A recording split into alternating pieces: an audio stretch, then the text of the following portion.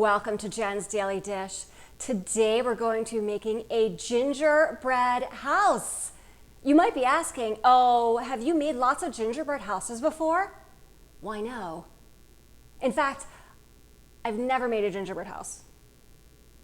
Okay, that's a lie, because I've eaten the candy off of a store-bought gingerbread house, which I think kind of counts. No, it really doesn't count. But we're going to be making one from scratch.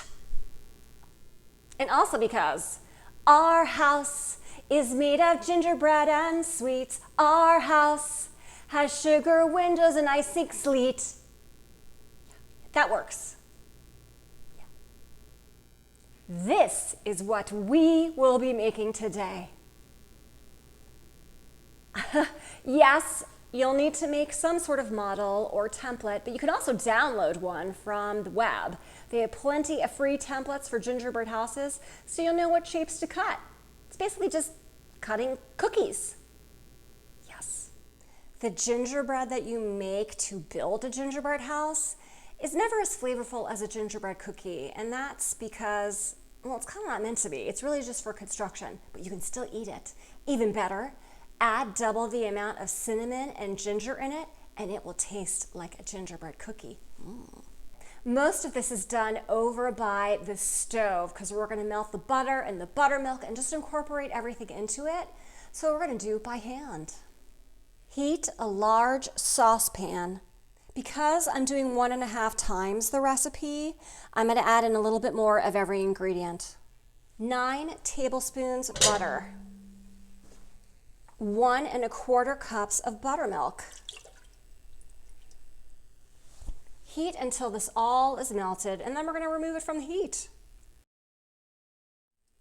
Butter is melted, remove from heat, heat off. 1½ cups brown sugar. 3/4 cups molasses.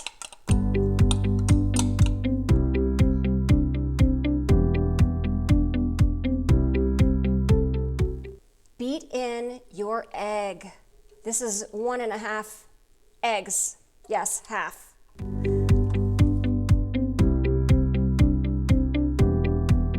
1½ teaspoons baking soda. 3 teaspoons ginger, extra ginger for flavor.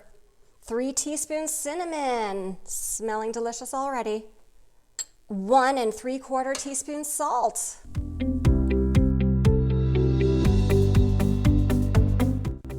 Add a cup of the flour, 7½ cups. Keep adding a cup of flour at a time and keep mixing together.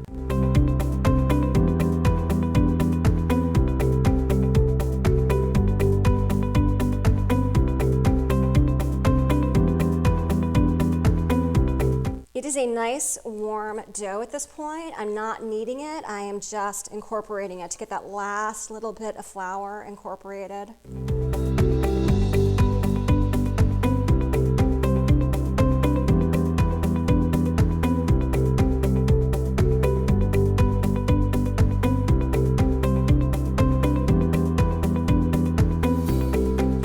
Because I made 1½ batches, I'm going to divide this into thirds, wrap it in plastic wrap, flatten each, and refrigerate it for an hour, so we'll be ready to roll.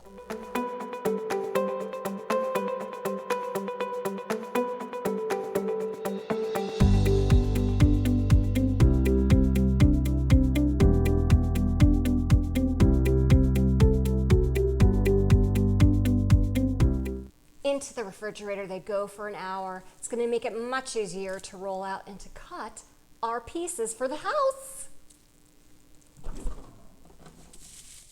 If you've liked what you've seen so far, don't forget to click the like button, that thumbs up, and subscribe. It really helps me out. I appreciate it.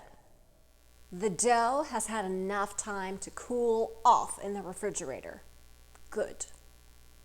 If you have templates ready to go, this is when we're just going to jump ahead and start rolling it out and cutting our pieces. Because I have a model I have to take it apart and label it so I'll know which pieces go where. Let's do this.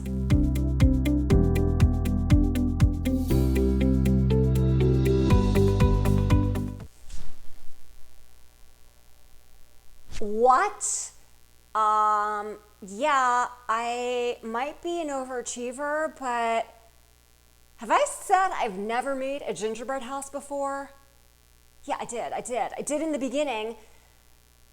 This is a lot, but it's gonna be great, so let's make it happen.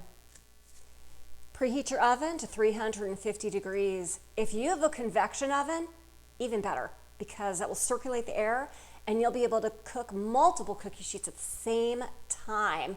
Just lower your temperature a bit by about 25 degrees. This, one of the discs is nice and cold. I'm gonna go ahead and take a quarter of it and start rolling it out.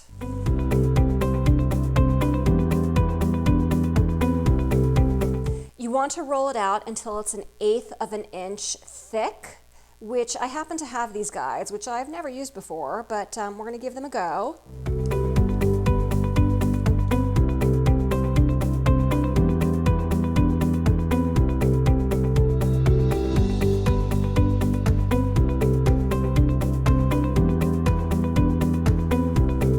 I'm on the guides. That is 1/8 of an inch. Now, a quarter of it did not roll out that much, so that will help me figure out how much I need to roll out to make the bigger pieces. So we have a smaller piece here. Let's go ahead and do some smaller things. And any leftover dough we can roll up and use for more. Let's do the tree. Worst case, I just end up with a gingerbread tree, and that is not so bad.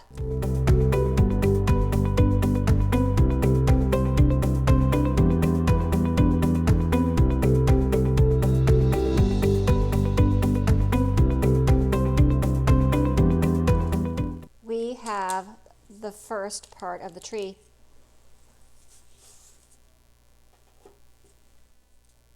Let's make the other part, which I think we can kind of sneak out of this leftover that we have here.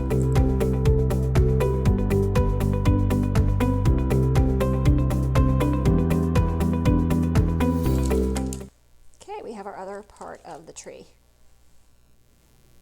I've taken the larger piece and the scraps from the last piece, and I'm going to roll this out so I can start making the front, the back, and the sides of the house. It is there. We are ready to make a big piece, so let's go ahead and make the front of the house, which is this.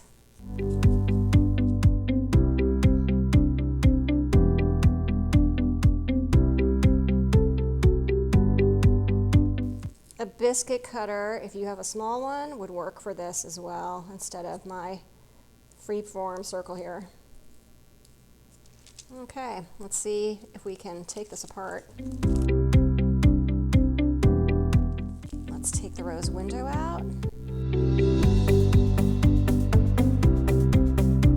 right, I'm going to go ahead and move this before I add the windows in.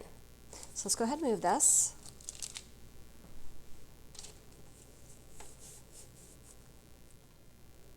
Let's talk windows. I've seen people do this. They have used yummy gummy bears or delicious Jolly Rancher candies. They crush them, tear them apart, and put them in the window spaces of their gingerbread homes. And then they put them in the oven, and it comes out like a beautiful thing. We'll see. In the meantime, to console yourself, in case it doesn't go so well, feel free to eat some gummy bears because they're gummy bears.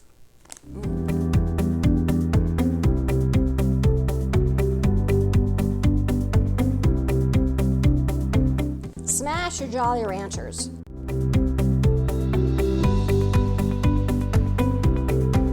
Take your little baggie of goodness and sprinkle it wherever you like, specifically in your windows.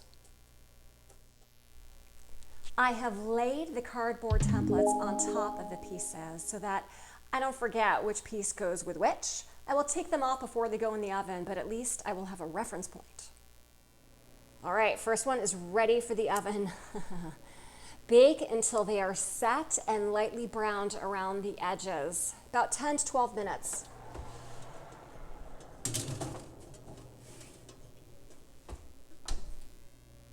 All right, they look set and a little bit brown around the edges. Whoa, look at that. Look at those windows. Let's do more.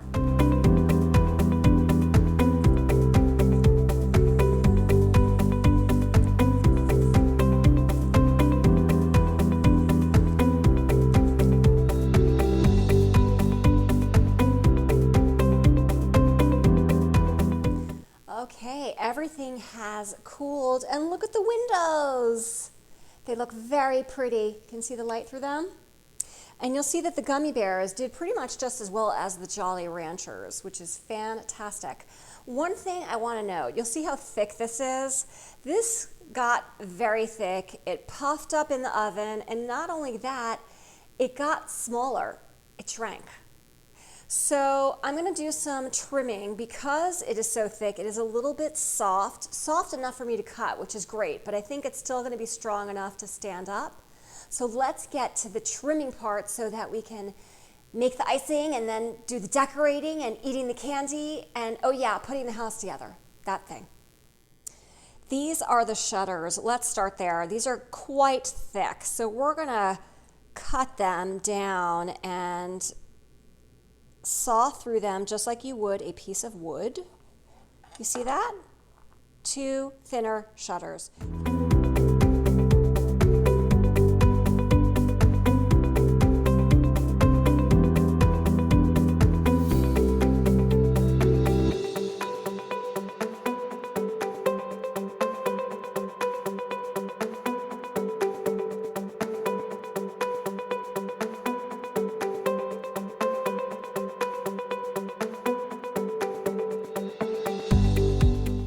Let's make the royal icing, which is really just egg whites, cream of tartar, which stabilizes it, and some confectioner's sugar, and that's it. So just be sure to watch it. You don't want it to get so whipped that it starts to harden quickly, and you're going to want to keep it in enclosed bags. Ziploc baggies work, a covered bowl, whatever it is, and just take out what you need for use a little bit at a time. 3 egg whites. And get that going, and then add in the cream of tartar. Half teaspoon cream of tartar.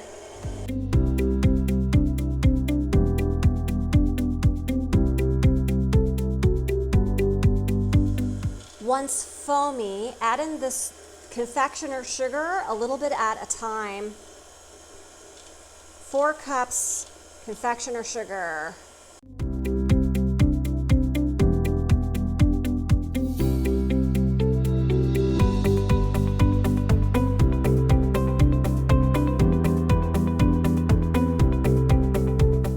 In a Ziploc baggie, cover with plastic wrap, or put into a piping bag if you have one.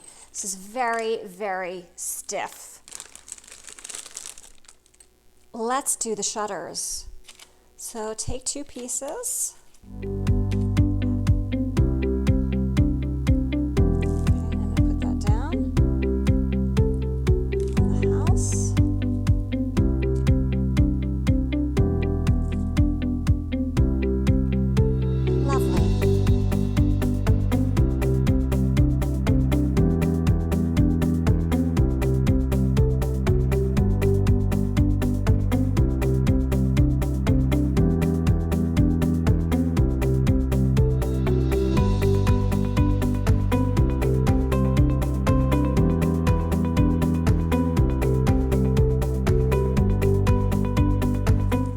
Let's attempt to design.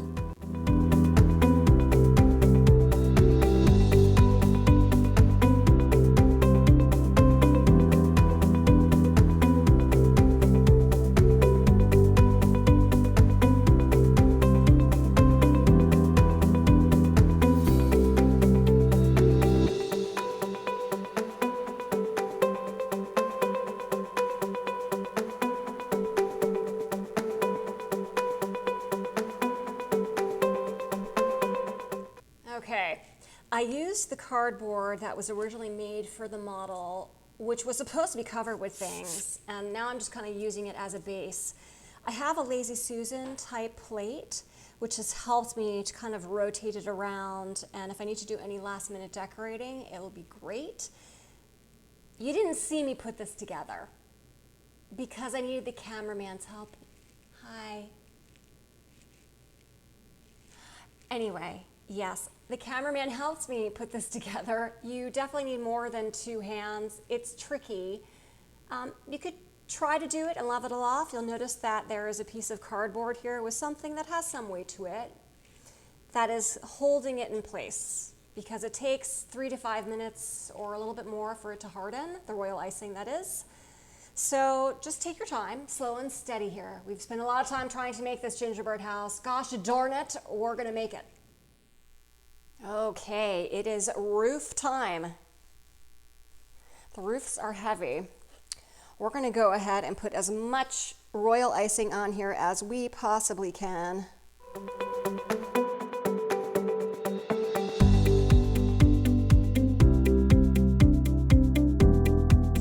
Okay, this is the moment. This is the moment. And we're going to have to hold it in place. So let's try to measure that, get that about right. Now we just wait and wait and wait. The roof is holding. Let's do the other side.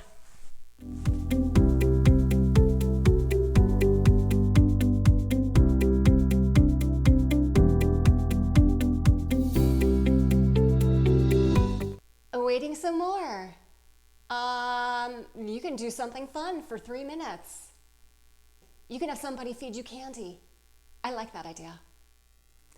Roof is on. It is staying in place. Yay. And we have the cover for the front door, which is being stabilized by some pieces of cardboard just in case. So now it's snow time. Coconut equals snow.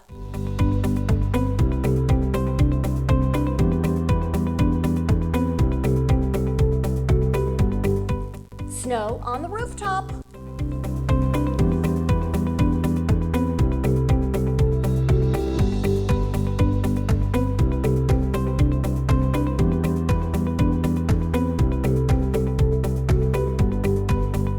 The house is almost done. The chimney is on, and I thought it would be fun to have some sort of smoke coming out, of which cotton candy. Yes, you too can order cotton candy. Let's see what it's like. It's in a disc, but it does come apart, and let's taste it.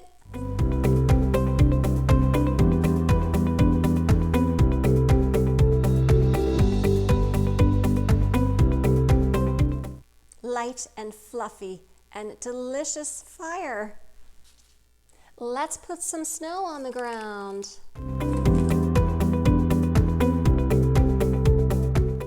All right, despite the mess, I did it. Take a look.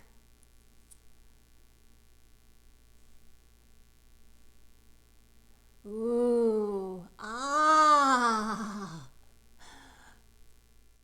If I can do this, I mean, this, you can too. Seriously, really and truly, really. Don't forget to like and subscribe and check me out on Instagram at Jen's Daily Dish and More.